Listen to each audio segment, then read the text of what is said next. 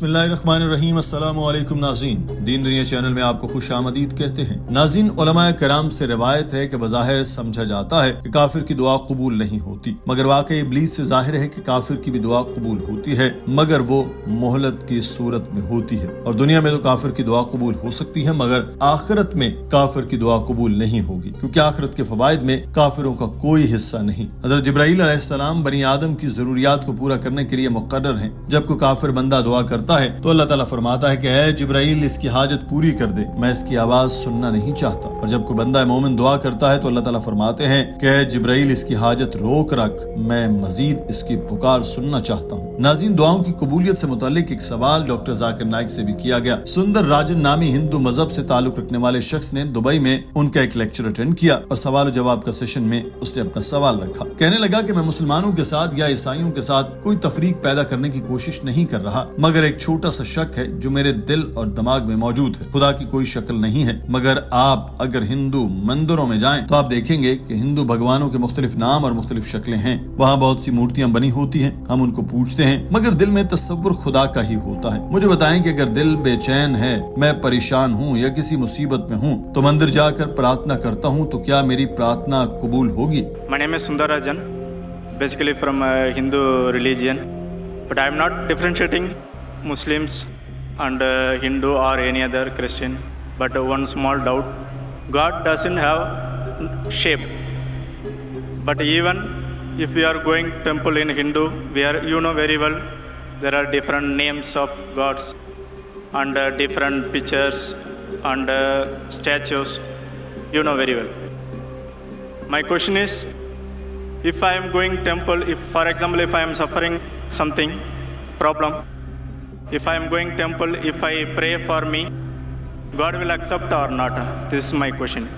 Doctor Zakir Naik ने सुंदर से कहा कि हिंदुओं की सबसे मुकद्दस किताब भगवत गीता है, जिसको तमाम हिंदू मुतफ़िक़ा तौर पर कबूल करते हैं। क्या आपने वो किताब पढ़ी है? सुंदर ने जवाब दिया, मैंने कुछ हद तक पढ़ी है, मगर पूरी किताब को नहीं पढ़ा। डॉक्टर जाकिर नाइक ने उसे बताया कि भगवत गीता में लिखा है कि वो लोग जिनके इल्म को मादी ख्वाहिशात ने बहा लिया, वो आसमानी देवताओं के सामने हथियार डाल देते हैं। अपनी फितरत की पैरवी करते हुए वो झूठे देवताओं की पूजा करते हैं, इन रसूमात पर अमल करते हैं जिनका मकसद इन आसमानी हस्तियों को तसल्ली देना होता है। और फिर मजीद लिखा कि जो भी झूठे देवताओं की पूजा करते हैं और उनसे मांगते हैं, हकीकी खुदा उनकी भी सुनता है, मगर वो झूठे देवताओं की सल्तनत में चले जाते हैं। इसका मतलब है कि गैर मुस्लिमों की भी खुदा सुनता है, मगर उनका ठिकाना झूठी जिंदगी और जिल्लत आमेज आखिरत होगी। यही चीज सूरह बकरा में भी इरशाद फरमाई गई, जिसका तर्जुमा है कि अल्लाह उनसे हस्ती करता है और उन्हें मोहलत देता है कि वो अपनी गुमराही में हैरान रहें। That means even if you worship false God, God many a time answers your prayer so that you go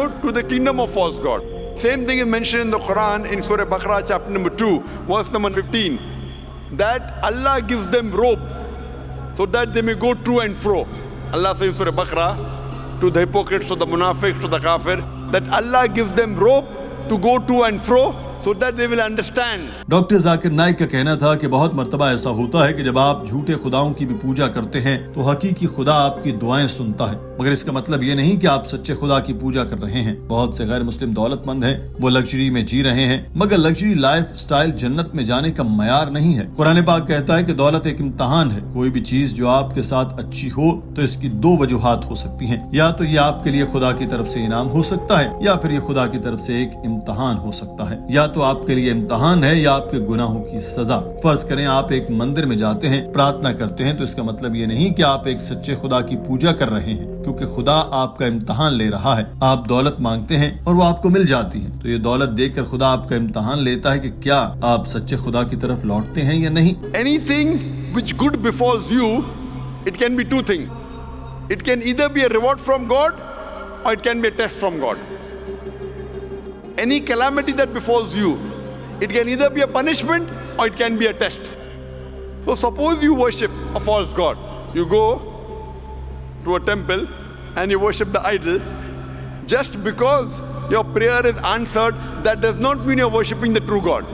doctor साहब ने सुंदर को बताया कि हिंदू सहीफे दो तरह के हैं, एक को शरती और दूसरे को स्मृति कहा जाता है। शरती को खुदा का कलाम और स्मृति को इंसानों की बातें कहा जाता है। शरती में वेदा और उपनिषद आते हैं। तमाम हिंदू स्कॉलर्स का इन दोनों पर इत्तेफाक। जब आप छंदोगा उपनिषद को पढ़ें तो इसमें लिखा है कि खुदा सिर्फ एक है, दूसरा नहीं। श्वेतारा उपनिषद में लिखा है कि इस खुदा का कोई मालिक नहीं, कोई वालिदैन नहीं, इस खुदा की कोई प्रतिमा नहीं। ये प्रतिमा संस्कृत का लफ्ज है जिसका मतलब है तस्वीर, पेंटिंग, बुत, पोर्ट्रेट या मूर्ति। यही पैगाम या जोर वेद में दिया गया कि इस खुदा की कोई शबीह नहीं। तो हिंदू सहीफों के मुताबिक भी खुदा वही है जो इस्लाम के मुताबिक है, यानी कि खुदा एक ही है, दो नहीं। अगर आप किसी मूर्ति की पूजा करते हैं तो आप खुदा की तालीमात के खिलाफ जाते हैं। भगवत गीता कहती है कि कुछ मर्तबा आपका इम्तहान लेने के लिए खुदा आपकी दुआएं सुन सकता है। यही वजह है कि आपको अपने सहीफों की पैरवी करनी चाहिए, मंदिरों और पंडितों की नहीं। और आपके सहीफे कहते हैं कि बुतों और मूर्तियों को पूजना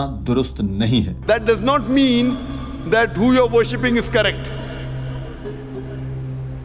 So that's the reason you should follow your scripture, and your Hindu scripture says that Almighty God has got no idol, has got no image, has got no photograph, has got no sculpture. So making an idol of God, an image of God, a photograph of God, a statue of God is prohibited in Hinduism.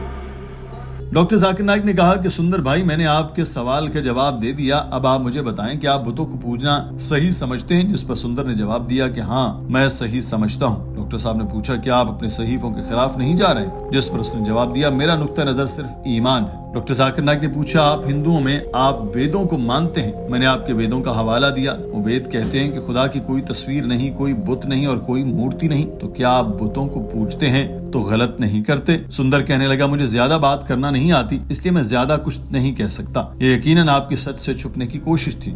मगर doctor साहब ने उसको मजीद आईना दिखाते हुए कहा कि आपको ये समझने के लिए बोलने का माहिर होने की जरूरत नहीं। आपको सिर्फ और सिर्फ घर जाकर इंटरनेट खोलना है, लाइब्रेरी में जाना है और वहाँ जो हवाले मैंने बताए उनको खंगालना है और रिसर्च करनी है। सुंदर बोला कि मैं बचपन से ही मंदिर जा रहा हूँ, इसलिए ये मेरी फितरत बन चुकी है। डॉक्टर साहब ने कहा कि फर्ज करें आपके वालिद बचपन से समझते हैं कि 2 + 2 5 होता है, तो क्या आप आज के दौर में इस पर यकीन करेंगे? सुंदर ने कहा कि अगर मुझे पहली जमात से ही पढ़ाया जाए कि 2 + 2 5 होते हैं तो मैं यकीन करूंगा। डॉक्टर साहब ने कहा कि फर्ज करें आपका बच्चा स्कूल जाता है और इसका टीचर उसको सिखाता है कि 2 + 2 5 होते हैं, तो क्या आप उसको दुरुस्त नहीं करेंगे? सुंदर ने जवाब दिया, हाँ मैं ऐसा करूंगा।